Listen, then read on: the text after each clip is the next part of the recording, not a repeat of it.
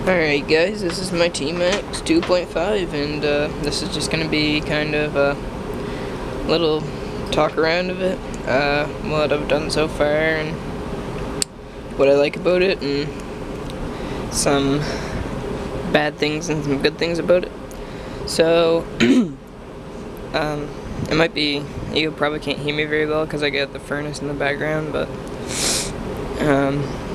this is just about the first time I can do it, so you see here, I got it in blue and yellow.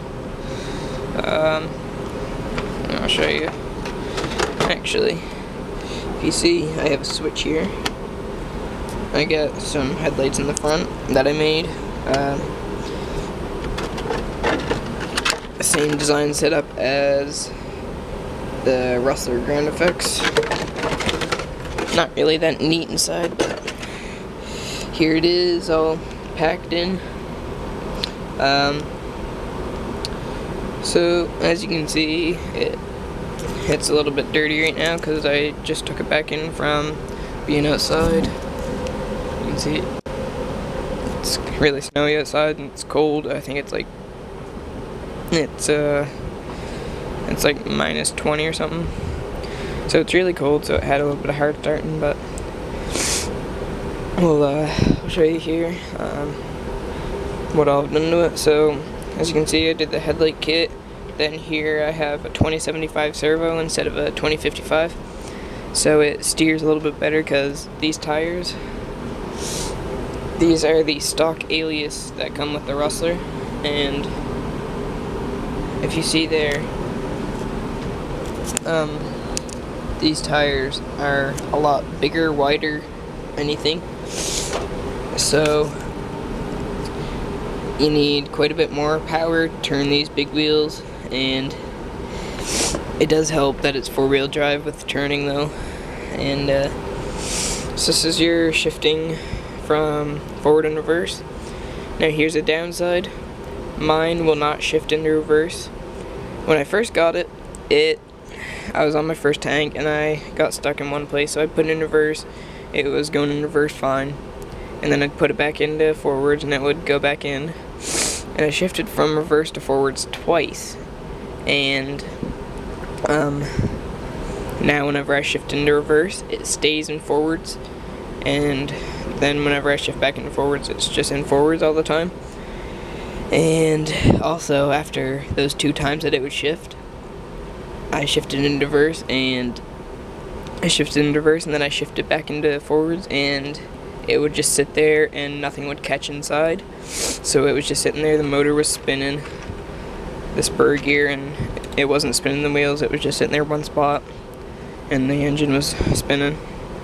So I've never shifted it back into reverse since then. I got it back into forwards. So that's kind of a downside. I just guess it's one of their model defects that I got a bad model or something, but everything else seems to be really fine. I've, done everything good. I'm using 20% top fuel, and here's some of the stuff it comes with. It has extra air filter oil, your standard wrench that you cannot use on these wheels. You can't use it on these wheels because this is a 5mm nut. This is a 4mm, a 3mm, a 2mm, and a 1mm wrench. So you have to use this, which is just a little plastic wrench. I've already stripped it out, so you can see it. It just spins. It catches a little bit, but barely. Then they give you the glow plug wrench, which also has, which is a 4mm and a 3mm size, I think. I don't know. And then they give you an extra air filter, fuel bottle, extra body clips. They give you basically everything that you need to run it, other than the fuel. So you can see it has the 8 shocks. The suspension on this is crazy.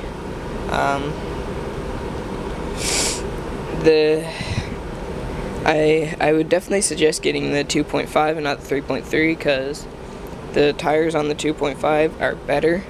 So is the gearing on it is a little bit lower, so it has more torque. But also on the 3.3, you're paying an extra like $50 just for the 3.3 engine and different tires and some different layout things. And basically, all that it does is add another 5 miles an hour, which is not that much. However, if you have the really old model, which is the .15 engine, that is the one that has quite a bit of speed difference between the .15 engine to the 3.3 engine. So, I haven't tried to fix it yet because the reverse thing, I haven't tried to fix it yet because I don't really feel like messing anything else up. So I'm just leaving it, and if something else goes wrong in the transmission, I'm just gonna have to buy a new transmission or see if I can buy new parts to fix it, because I don't know, it just shouldn't be doing that. And you can see they have a clip on here for turning it off, which is because these fuel lines are a lot stiffer than the old fuel lines, so they gave you this clip that squeezes it instead of your fingers, because these fuel lines are really hard to squeeze with your fingers. And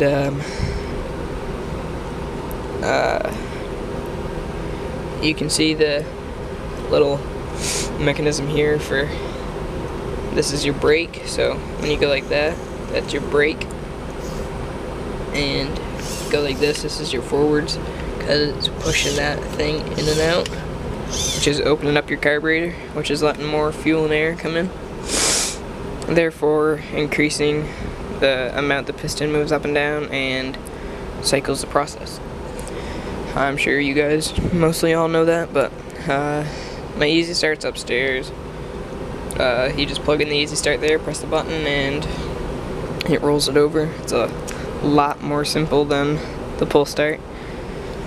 Yeah, this is the battery compartment for, you put 4 AA's in there, and that powers all your servos and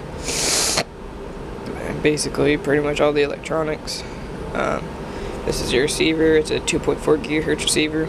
It's just the 2.4 has a longer antenna than the old 2.4. It's the TQ 3-channel. So yeah, I hope you guys like the video, and my thoughts on this so far is it's a great truck. Something that would help would be lock differentials, but it goes great off-road. It goes pretty good off-road or on-road. It's just everything's quite slippery out right now because we're having some snow and rain mix and then freezing cold, so it's been really icy. So yeah, I hope you guys like the video, and this is Caleb signing out.